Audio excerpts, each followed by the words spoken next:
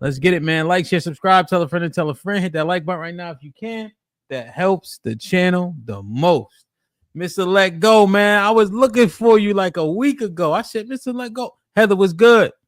I'm like, Mr. Let Go always respond within minutes. But it was like 2 or 3 days. I'm like, yo, where's he at? Yo, I thought I was like, I'm sensitive. You know what I'm saying? So I was feeling away. Where you had disappeared. I said he always posting, he always up on the look. I remember one time I hit you like, yo, XYZ, you like, hold on. Some puffy shit just happened. I got to hit you back. So I was like, yo, where you was at, man? You took a hiatus, you took a break? No, man, I was in jail for a second.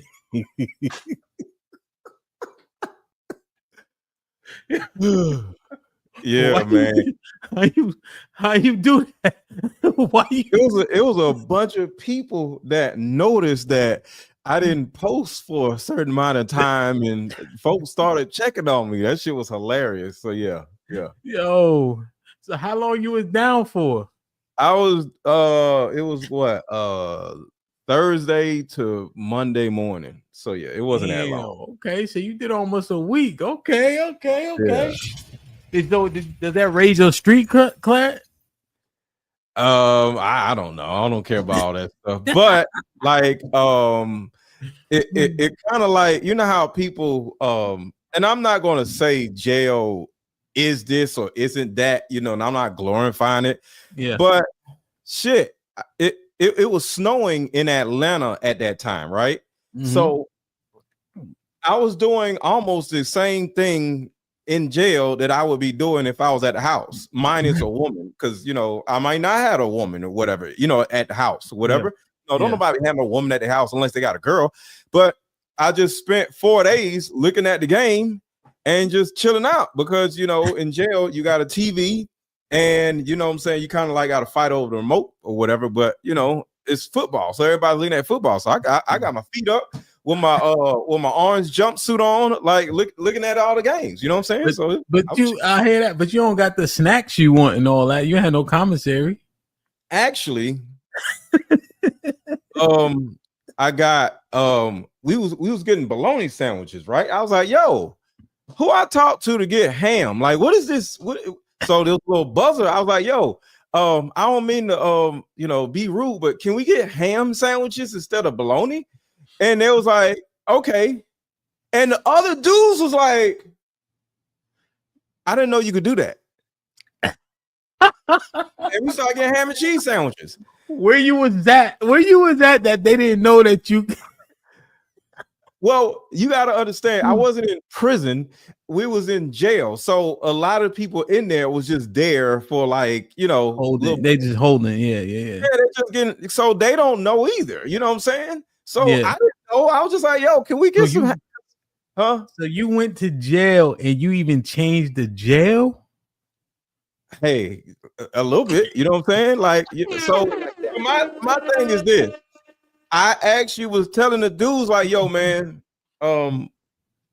Monday morning is going to be Christmas. You know what I'm saying? So instead of complaining about being in here and complaining about this, one is snowing outside. So none of us would really be doing nothing if we was out there. And then let's look at Monday morning like Christmas.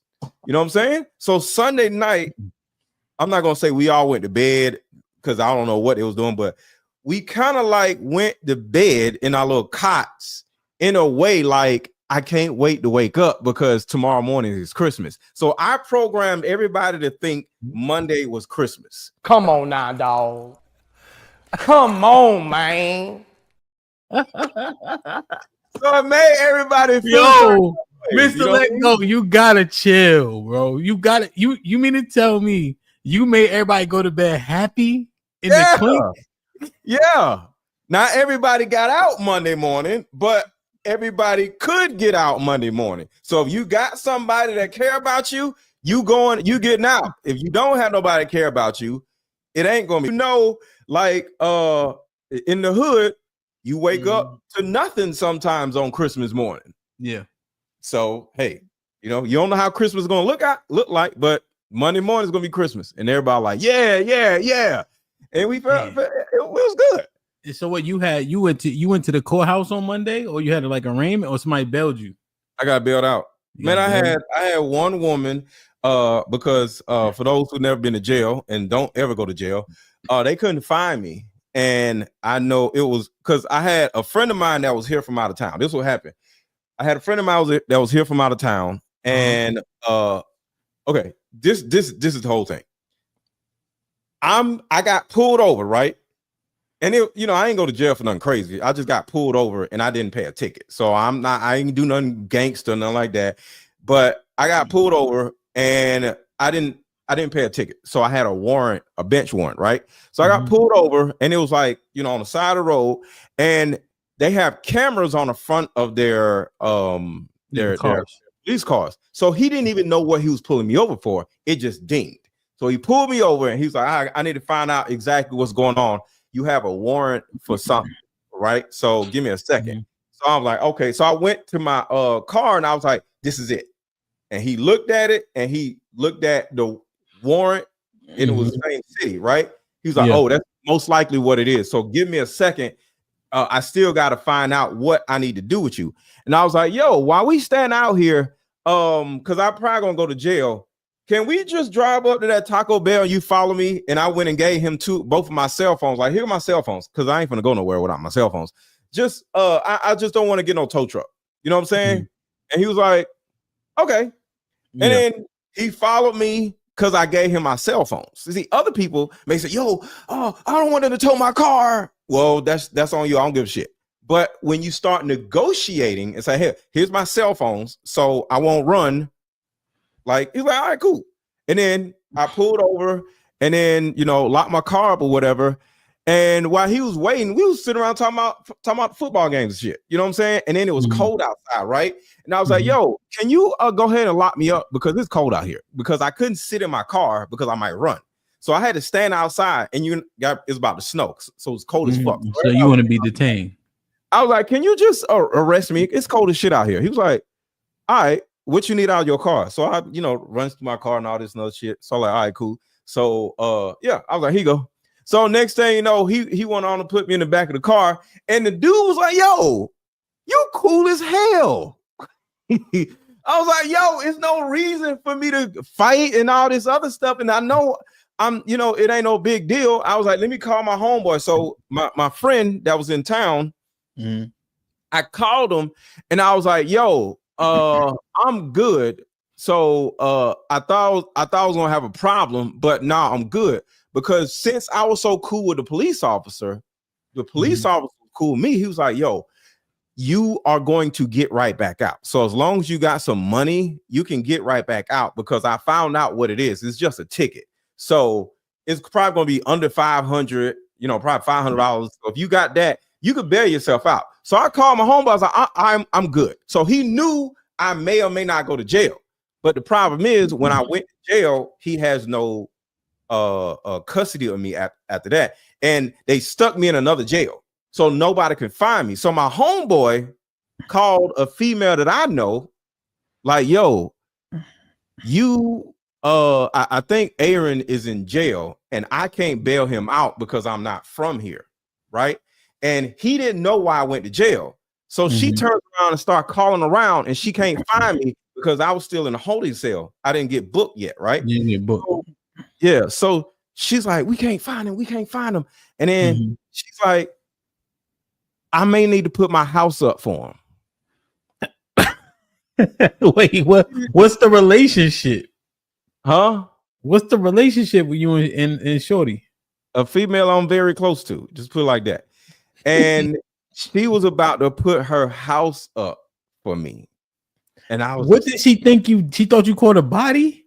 She didn't know what I did, but depending on what it is, you kind of like, you gotta put grandma house up, you know what I'm saying, back in the day or whatever. So she had that grandma house mindset, and she was just like, all right, I had to put my house up for collateral, because the thing about it is, the reason why my friend couldn't bail me out is because when they bail you out, that person is now responsible for you. Yeah. You know what I'm saying? So it had to be somebody from Atlanta. That's why I got him to call her So because he couldn't do nothing, you know what I'm saying? And then I called another chick and left a voicemail and shit. So then of course I called my kids or whatever. But do you know one woman was going to put her house up for me, right? The other woman bailed me out before the other woman could bail me out. So do they know? Are they beefing now? No, they didn't know. But the thing about it is the reason why I bring this up is because women were there for me. So all the dudes love to be talking shit about modern women and women are this and how much dudes hate women or whatever. Women literally, one was about to put their house up for me, and then another woman bailed me out before the other women can bail me out. We actually had that conversation like a week ago, and all the majority of the brothers was kind of admitting like if they ever had to was down bad or something or was locked up, it's was majority chicks that hold it down, commissary and all that. Yeah. So to the dudes who just be talking shit about women all day, just know if you ever go to jail or some stupid shit happens and you hate all these women and you ain't got no friendships or no relationships with women, no dude is gonna bail you out. Because if ain't the women bailing you out, you screwed. Well, the brothers will come and get you. But so let me. So you were there from Thursday to Monday. Yeah. So you did a little skid bit. Why you? Oh, because they couldn't find you. That's what took so long. No, it was snowing. So one, they couldn't find me Thursday. And the reason why I was at a different jail is because it was construction at one jail, and I don't know what, but it was snowing and they couldn't find me. So it was a whole bunch of stuff going on Friday. So by the time after that, you can't get bailed out because I couldn't get bail from a bail bondsman because it was just a ticket. It was a cash bond, right? Yeah, so it was a cash bond. So you gotta get bailed out by another person. You can't get bailed out by a bail bondsman. So I had to stay in there all weekend. Yeah, because the bondsman would do a surety bond, but you just had a straight cash bond. What was it, like 400 or 500? It's like about four something. Okay, so you came home essentially. You came home. Now, have you done anything with this newfound clout, the Pookie adjacent clout that you made that you obtained from doing a skid bit or what? Actually, yeah, and this was actually hilarious. Well, one, let me say this. So I got two daughters, right? And I'm thinking my daughters, I don't know who bailed me out, right? They just said, I'm telling y'all now, when you in jail and you get that call, Aaron Mallory, get your stuff. I'm like, yeah.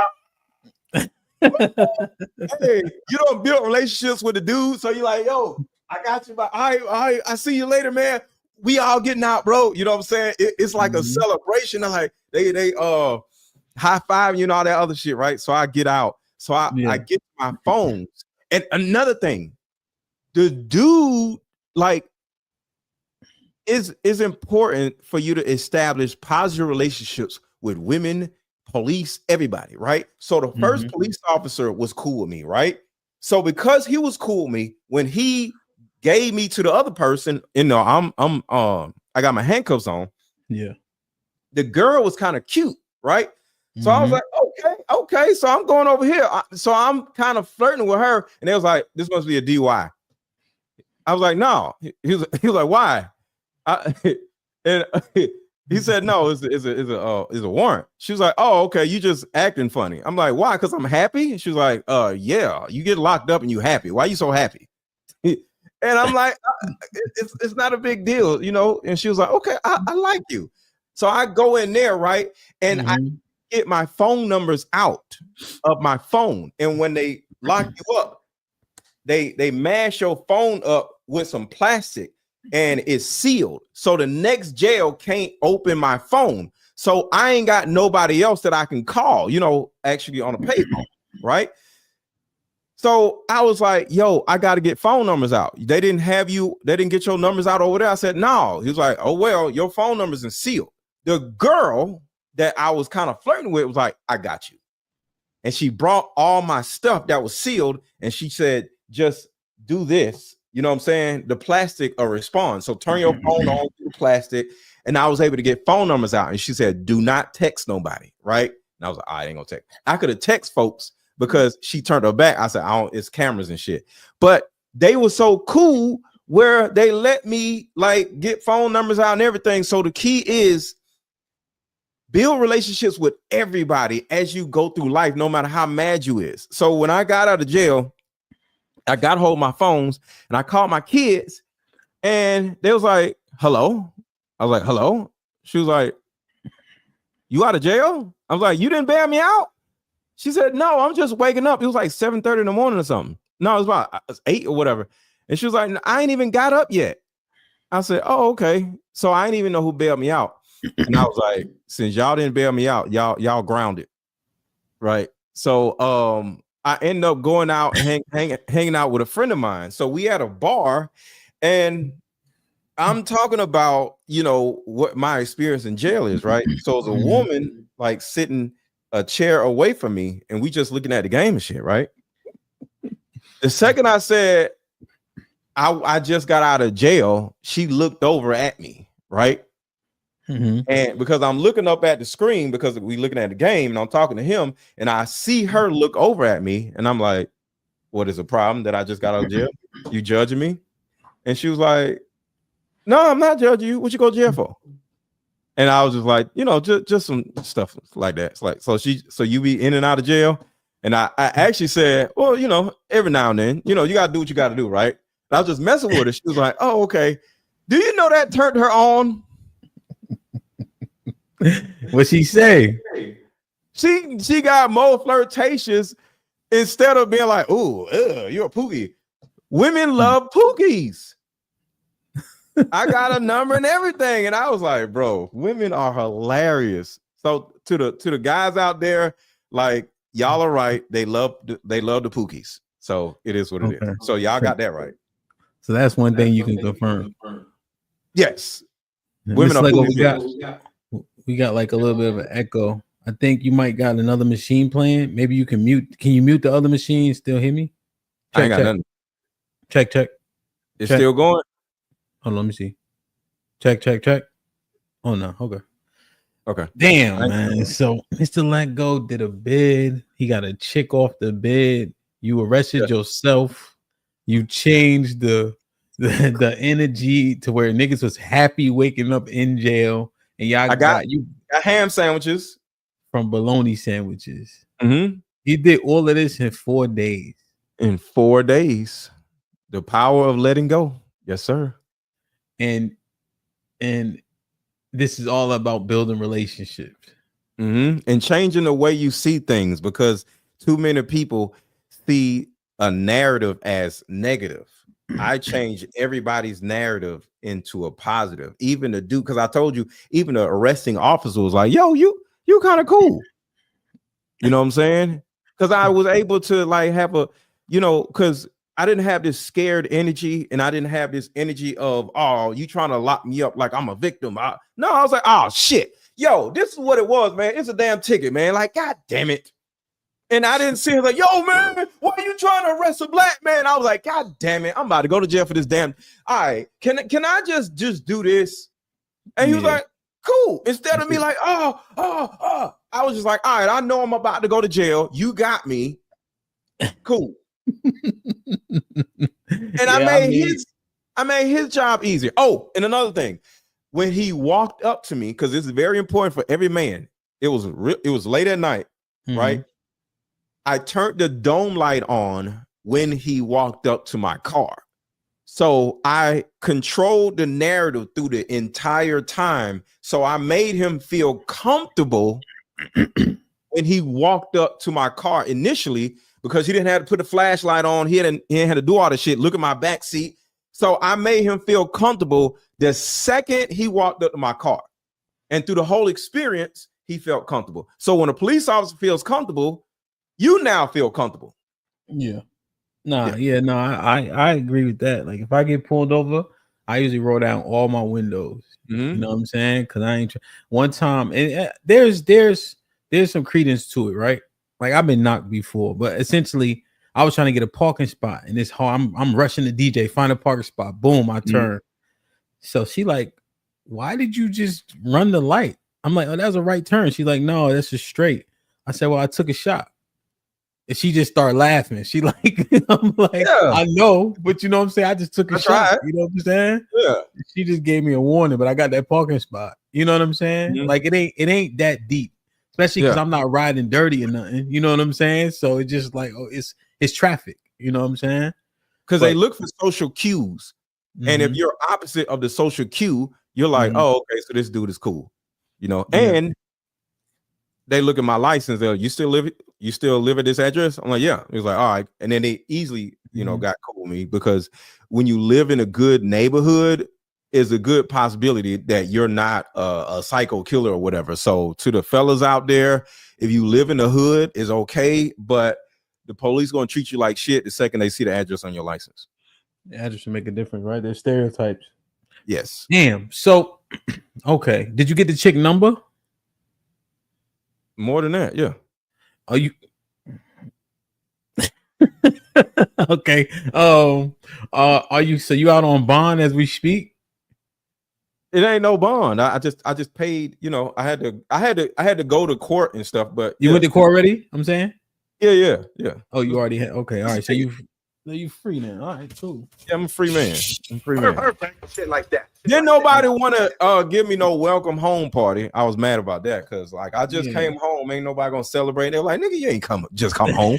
Yeah, contrary to popular belief, those don't happen as often as people make it seem. You know what I mean? I'm telling you, man. I remember one time I came home, I went to the deli to get a real grinder. You know what I'm saying? That was the only thing I want. Pause. That's the only thing I wanted to do. Yeah. And then we had a storm that when I came home, so there was no power, no nothing. So, in the snow, but fuck it though. Oh, so go ahead. You had a snow beard too. Okay. Shout out to the snow beards. Yeah, man. Shout out to the snow beard.